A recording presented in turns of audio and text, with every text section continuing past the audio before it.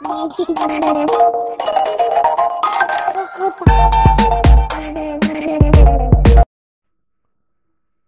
back, guys. So don't forget to click on the subscribe and turn on the notification bell. So let's okay, first thing to do is to go to your rectangle tools and press Ctrl key down to draw a perfect rectangle. You can come to the home tab right here and change the and control the size. Make this 200 and make this 200 and press enter on your keyboard. Next, you have to come to the shape property right here. Make sure this is locked. It allows you to edit. Come back here and make sure you type in 100 pixels and right here 100 pixels. Press enter. Next, you have to go back to your toolbar right here.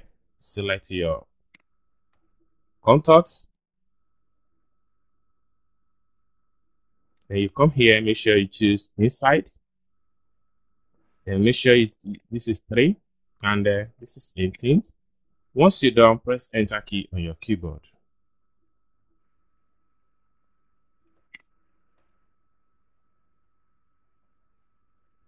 So go back here and make sure this is 18.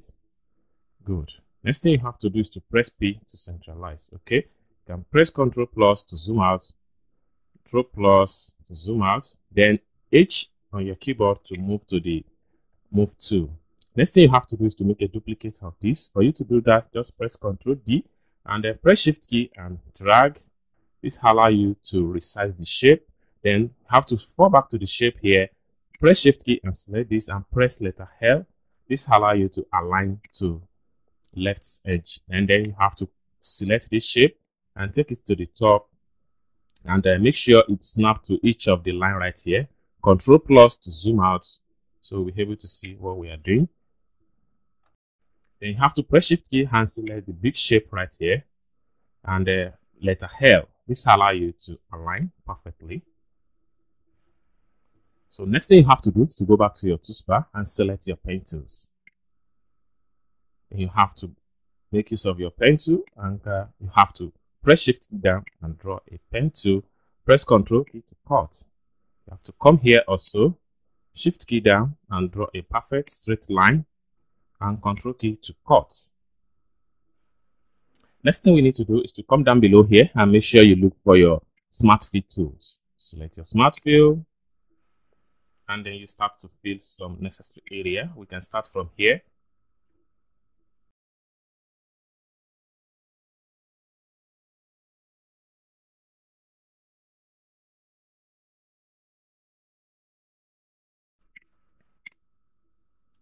Next thing to do is to combine our logo shape. We can start from here. You have to select this.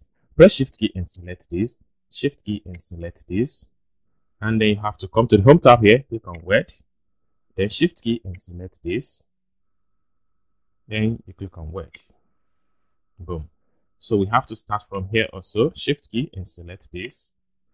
And Shift key and select this. Then we choose Word. Shift key and select this and Word. Sorry. Then we have to select this. Shift key and select this and Shift key and this and this. Word. Okay. Then you can select all the logo shape and press Shift key and you drag the logo shape out. And you can come down here, right click on here. This allows you to remove the stroke. Then you can group all the logo shape. Then we can press Ctrl minus to zoom in. Now we can select all these. Then press Delete key on your keyboard. So next thing we want to do here is to ungroup all the elements. So select the logo shape and ungroup. Then we have to change this color to this. And then we have to change all this logo shape. Okay, let's select everything. And change this to sky blue. Then we can select this. And then we change this to light blue. Boom. So we can select everything now. Press Ctrl J to group. Now we can add a drop shadow. For you to do that, select your rectangle. Then select your circle and draw a circle. Then go back to your transparent tools. Make sure you choose Fountain. And select this option.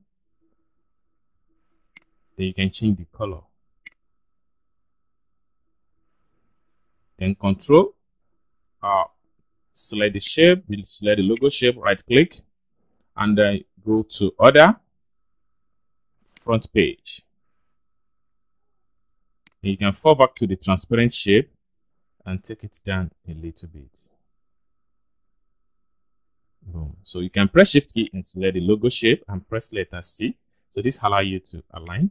Then you can select the transparent, the shadow, and increase the logo shadow. So this is how you create a professional letter B logo used in your corelDRAW step-by-step tutorial. I hope you guys find value for this video. If you enjoyed this video, give this video a big thumb up and don't forget to subscribe to my channel for more tutorial like this. Thanks for watching and I hope to see you guys in my next video. Bye for now.